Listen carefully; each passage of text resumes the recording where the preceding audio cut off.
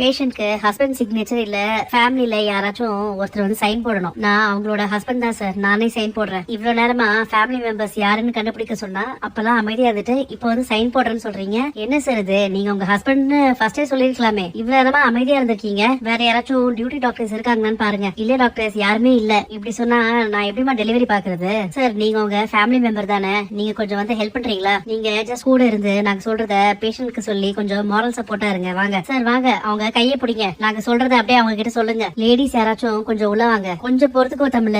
என்னங்க இது, மாப்பிள்ளையே இன்னும் வரல. ஒரு வருஷத்துக்கு அப்புறம் கல்யாணம் வைக்கலாம்னு நாங்க அப்பயே சொன்னோம்ல. கல்யாணத்தை ஒரு வருஷம் தள்ளி போட்டுருக்கலாம்ல. இப்பதான் விவாகரத்து ஆச்சு, அதுக்குள்ள இன்னொரு பொண்ணோட கல்யாணமா? ஐஷு அழாதமா, என்னால இந்த ஏமாற்றத்தை தாங்கிக்கவே முடியாது. சேது மாமா தானே எனக்கு கல்யாணம் பண்ணிக்கிறேன்னு சொன்னாரு. இவ்வளவு தூரம் வந்துட்டு எனக்கு கல்யாணம் நடக்கலனா நான் எப்படி தாங்கிப்பேன்? அவரை மட்டும் என்ன ஏமாத்தினார்னா நடக்கிறதே வேற. கொஞ்சம் பொறுமையா இருங்க, என் பையன் வந்துருவான். என் மகன் கண்டிப்பா வருவான், வந்து தாலி கட்டுவான். உங்களுக்கு ஆண் குழந்தை பிறந்திருக்கு. இந்த சேது உன் பிள்ளைய வாங்கி பாரு.